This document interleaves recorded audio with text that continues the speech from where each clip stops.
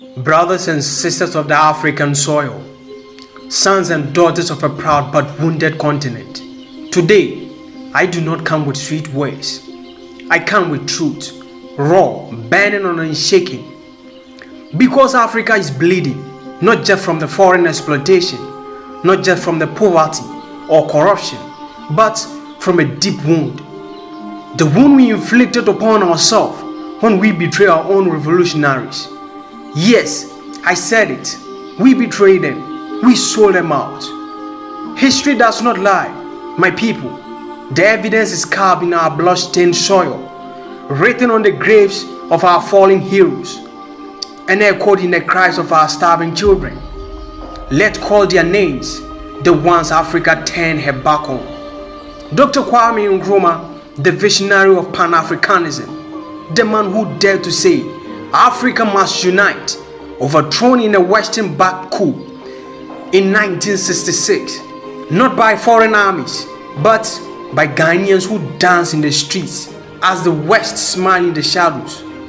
Thomas Sankara, the upright man, the lion of Burkina Faso, he gave up his luxury for bicycle, lived in humility, and told Africa to stand without foreign aid.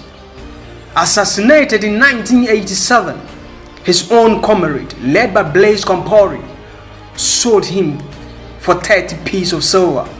And who stood behind it? Western interests who couldn't tolerate an African man standing tall. Patrice Lumumba of Congo, a leader who wanted his people to own their land, their minerals, their destiny. But no, Belgium and the CIA couldn't allow it. So he was handed over by his countrymen and brutally executed like a criminal. Muammar Gaddafi, whether you agree with him or not, he dreamed of a United States of Africa. One currency, one military, one voice. He was bombed into dust. And who led the march? Africans aided by NATO and celebrated by the Western powers. Steve Biko, Samora Michael, Chris Hani, Amir Cabral, Eduardo Mondlane, Laurent Desire Kabila, John Garang, the list goes on and on. Why? Why do we do this to ourselves? Why is it that every time a black man stand up and say, Africa first, he become an enemy of his own people? Why do we believe foreign lies more than our own prophets? Why do we allow Western propaganda, IMF, strings, and puppet leaders to poison our heart? Because we have been taught to fear our own freedom. Because we have been conditioned to hate our own power. Because we have been manipulated to betray our liberators. And now we are paying the price. Look around you. This is the cost. A continent rich in gold, diamond, oil, cocoa, uranium, cobalt, yet poor in its hospitals, schools, roads, and jobs. You can count them. We export raw materials and import poverty. We borrow our own money with interest. Our young people drown in ocean trying to escape home. This is not just economic failure, it is a spiritual betrayal. We kill our visionaries and now we wander blindly. The mistake of the past still happens today. Even now, any leader who tries to break the chains is either demonized, overthrown, or mysteriously killed. We call them dictators for rejecting Western control. We isolate them for dreaming too big. We side with the Western when we should stand with each other. But I say to you, enough. Africa, wake up. The blood of Nkrumah cries from the Volta. Sankara's bone tender from Ouagadougou. Lumumba's ghost hand the Congo River. They are asking, will you rise or will you fall again?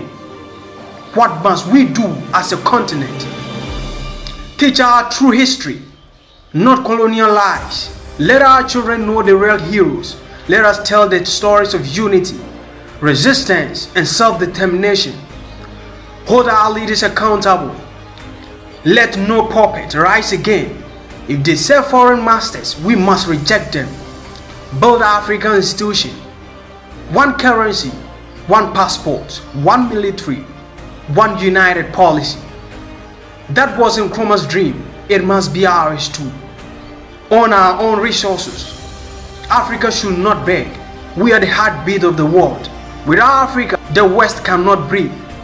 Embrace Africa identity. From Cairo to Cape Town, from Accra to Algiers, we are one people.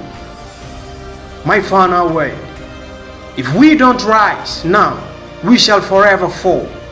And if we betray our future again, history will not forgive us. Let us honor the blood that has been spilled.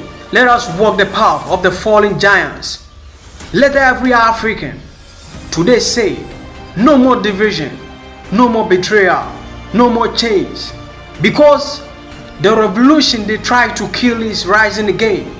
And this time, it is not one man, it is an entire generation. Africa, stand up.